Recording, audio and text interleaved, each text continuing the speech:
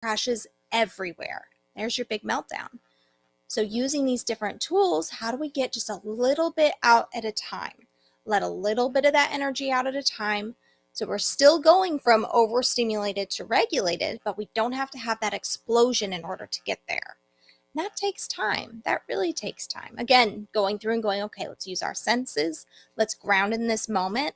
Let's see what we can do to just get little bits out at a time. We're going to be in a better place. Now, let's say you've got a kiddo that does not want to meditate. They're not a tell me 5 things you can see, 4 things you can touch sort of kiddo. Maybe that gets them even more agitated. Well, we know because they're using these big meltdowns that they need a big energy release. So what other ways can we get that big energy release? Often we'll have trampolines, going for a run, heavy work, so picking up things. I have a number of kids when they get home, they want to throw things. Great, let's find some things that you can throw that are safe to throw. As we get into older kids, we might have stuff that has a little bit more weight or heft to it so that we can get that big energy out in a better way.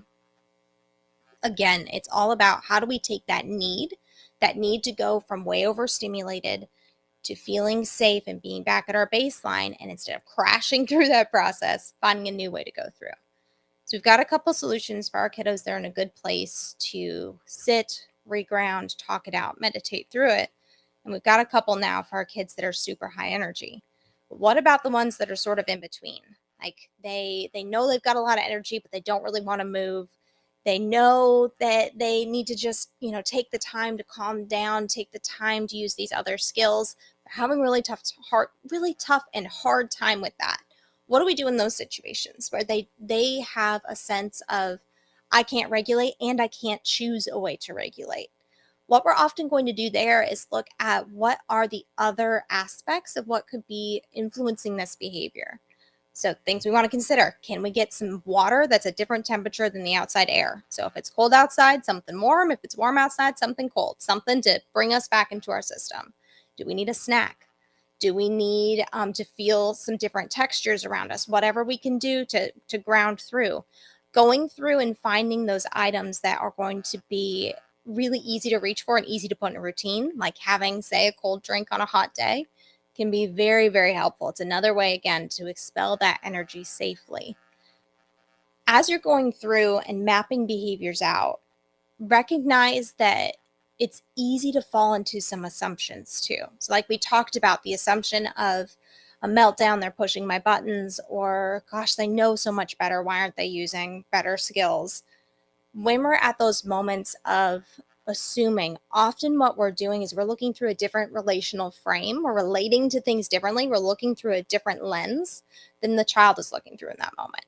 So I talk about this a lot. Let's say a 3 or 4 year old is having a really tough time because they can't find this one pair of shoes. And it doesn't matter. They've got another pair that'll work just as fine for the activities of the day. But they're really having a tough time. In that moment, that may be the toughest thing they have quite literally ever been through. They have a very short life with very few examples. So when we're seeing it through the frame of, holy smokes, there's one other pair of shoes right there, you could just wear those, they're seeing it through the frame of, this is quite literally the hardest thing I've ever been through.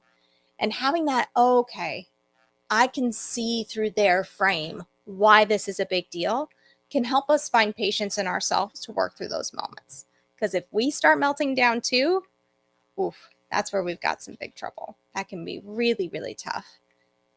On that note as well, we are human. Sometimes we will melt down too. Sometimes we'll tantrum with them. Sometimes we'll have a really tough time and may yell. It's not our goal to do these things. And if we sit in shame, we're more likely to do it again.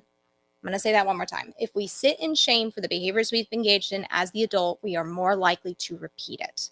So if you find yourself going, I am a bad parent, I am, not a good person, I'm doing all these things and I shouldn't, and I'm bad and I'm shameful and I'm all these different things, sitting in that place will cause higher rates of continuing that behavior. Again, sometimes reinforcement doesn't make sense. Sometimes it's not something that we like.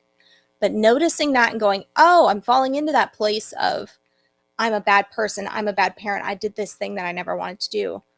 If we stay there, we're going to stay there with our behavior. Going forward and going, I am a good person. This is a behavior that I don't want to see in myself again. Great. That we can work on. So going through and going, okay, it's not me that's bad. It's not my child that's bad. The behavior is tough, but I'm still a good person. They're still a good person. We can make really beautiful progress there. I want to make sure as well that you know in those moments where you get perhaps in a state of hearing over and over how terrible you are, running through that situation of, gosh, I really did that. I could have done it differently. I could have done it better. I've been trying so hard. Why can't I get it right? Sometimes it can be really helpful, and this comes from acceptance and commitment therapy. It can be really helpful to name that sort of radio that's playing, like, oh yeah, I'm the worst radio. And we know that that's not us. That's something a little bit separate from us. And we can watch it and listen to it and go, okay, this is the thought that's occurring right now. And again, if I become that thought, if I sit in that shame, I will become that behavior and continue that behavior. And if I can separate myself and go, okay, these are the thoughts and the pieces that are coming to me that are playing toward me, and I can do my best to turn down the volume, but if I fight them really hard, I'm not going to have time for anything else. And if I let them overtake me, that's all I'm going to have. And I'm saying this like it's easy. It's not. We can create enough space where we can see these tough times come through, and we can know that we're going to be okay. We can make those changes in our behavior that allow us to support the changes in the behavior of our kids. It's really important that we're looking at all these different pieces through. So like earlier, we went through the ABCs for a meltdown for your child. You can go, holy smokes, I engaged in a behavior that I didn't want to engage in. What were the ABCs for me? What was that antecedent, that trigger for me? Okay, having the meltdown, especially in public. Holy smokes, what was the behavior? Well, I started yelling. Didn't help much, but in that moment, I started having a big meltdown myself. I needed that meltdown of my child's to stop, so I really had a big explosion myself, trying to get us both down to our baseline. And the consequences, I don't really love that this has occurred. Now that we've got that mapped out, we can start to make some big changes. And it can really be phenomenal seeing all those pieces through, going through and noticing where are we seeing through those different lenses, figuring out what we can do to bring ourselves closer to our values, to bring ourselves closer to the behaviors we want to see most in ourselves and in those around us, and taking the time to recognize again those moments where things don't go right, where behavior goes sideways. That's human. We don't have to be shameful about those moments. We can go through and go, that is not me. This is how I'm going to change. Instead of, that was not me, therefore I'm bad. I want to be very, very clear on that. Everything can be changed. Everything can be moved in a more positive direction, especially if you've taken the time to go, here are the morals and values that I have for my life personally. And it's okay that if they're the same as someone else or different than someone else. You know which direction you want to go. You can make those changes. Now, of course, doing it alone is not always plausible, but that's where other supports come in. So, for example, I have clove hitch behavior, where I work mostly with kids on tantrums and meltdowns, fears and phobias, and behaviors from trauma. It's my job to step in for a little while, help stabilize everybody, get some new skills in place, and then step out so you can continue with your life. And there are tons of resources out there like mine, all sorts of different things that you can do to get the support you need to be able to move forward. If for whatever reason you feel like, holy smokes, you have spoken to me today and you really need to reach out, just talk it out, or reach out and see what services are available, you can go to my website, chbehavior.com, or you can call or text me, 919-579-6192. You'll find all sorts of different resources there. I've got a Tantrums and Meltdowns library.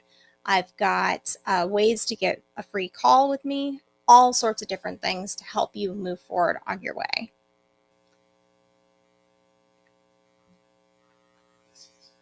This is Kellie Syfan with Clove Hitch Behavior on Behavior 911.